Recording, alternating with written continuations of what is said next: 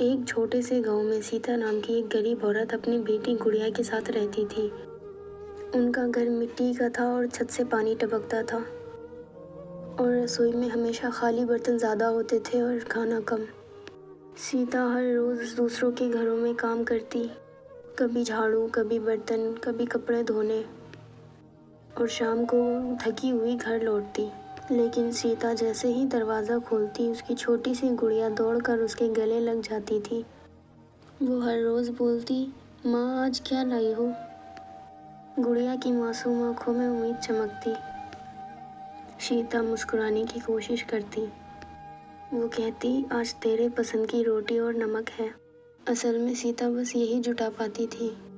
एक दिन की बात है, गांव में बहुत तेज़ बारिश हुई। उस दिन सीता को कोई काम नहीं मिला। पूरे दिन माँ बेटी दोनों भूखी रही। रात को जब गुड़िया रोने लगी, माँ बहुत भूख लगी है, सीता ने चूल्हा जलाया। आटा बहुत कम था। उसने सिर्फ एक ही रोटी बनाई। माँ ने रोटी को 2 हिस्सों में बांट दिया, फिर चुपचाप अपना हिस्सा छोटा कर दिया और बड़ा हिस्सा गुड़िया को दे दिया। बोली, तू खा ले बेटा, मुझे भूख नहीं है।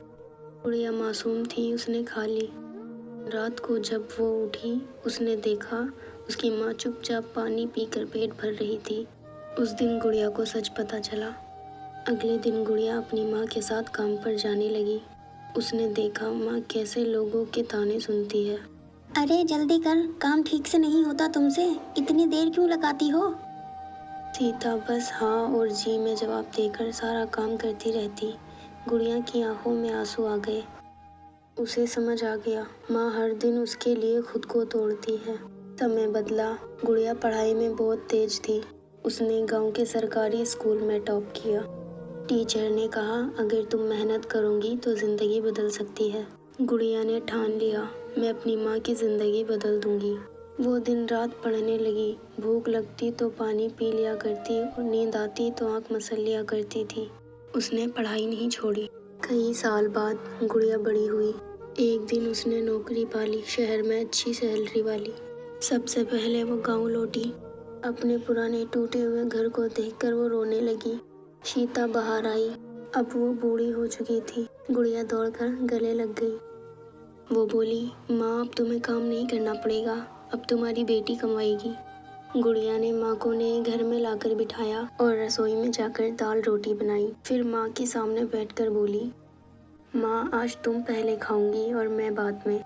ये सुनकर सीता की आंखों में आंसू आ गए। वो बोली, बेटी उस दिन की एक रोटी ने मुझे जिंदा रखा था, आज तेरी ये रोटी मुझे जीने की वजह दे रही है।